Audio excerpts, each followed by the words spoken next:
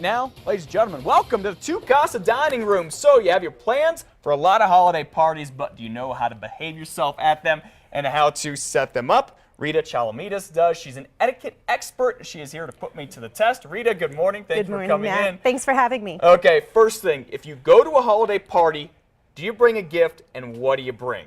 I always do sometimes like a bottle of wine or some kind of floral arrangement. Is that right? Either one of those are absolutely perfect. The only thing I would say is if you keep in mind that your host or your hostess is probably rushing around trying to get food prepared and all that kind of thing. If you do bring a floral arrangement, bring it in a vase with water.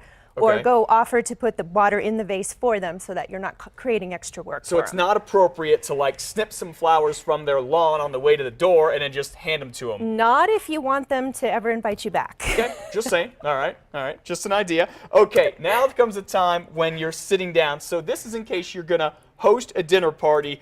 There are proper ways to set a table. Absolutely, yes, and this is not. This is not, I'm going to put you to the test. Me, honestly. Well, that's my concern. So we're going to teach you how. So you go ahead and set the table as if First you of all, were. I do have to tell you, Rita, I've never used this many plates and forks and knives in my whole life. It's a little confusing. Just do your best. Okay, do my best.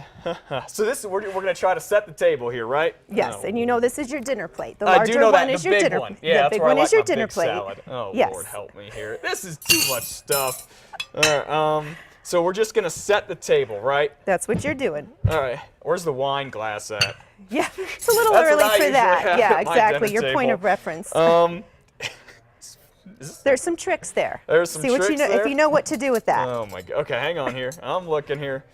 Oh my gosh, I feel like I have a test. How important is it? While I'm trying to figure this out, talk to me about how important it is to set this stuff up the correct way.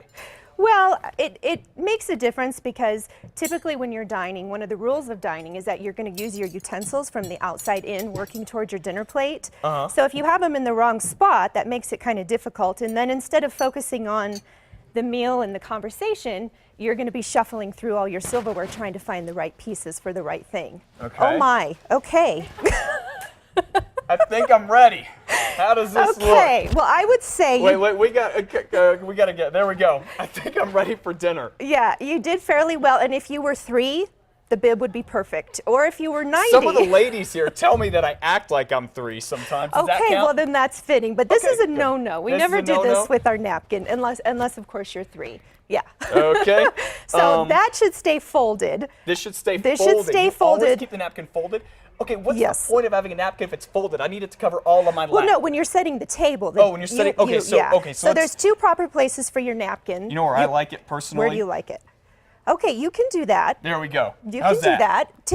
That's okay. But typically what you see is the napkin's either going to be in the center of your plate or to the left of the plate under the forks or to the left of the forks beside them. Okay, you could do it either way. Now, how did I do with the actual setting here? Let's start with the plate setup. Well, the plate setup is actually done really well. Oftentimes, you'll see the smaller plate, and that's, of course, your salad plate. Yep. And so it depends on the type of meal. If you don't have a salad, obviously, you'll just have this. It's not appropriate to use the same plate for dinner and a salad like I do at home. Actually, it is. It's actually okay. The only time you wouldn't want to do that is if you have like something really runny on your plate. Okay. Say a gravy or some sort of sauce with your meat, then you would want to serve the salad separately. Gotcha. Just so that you don't mix them. Okay. So everything else you did okay. The only thing I would say, remember our conversation about the silverware, how you're going to work from the outside in. Needs to go that way, yeah. Actually, you've got 2 spoons here, 2 different sizes. One's Let's, bigger than the other. Right.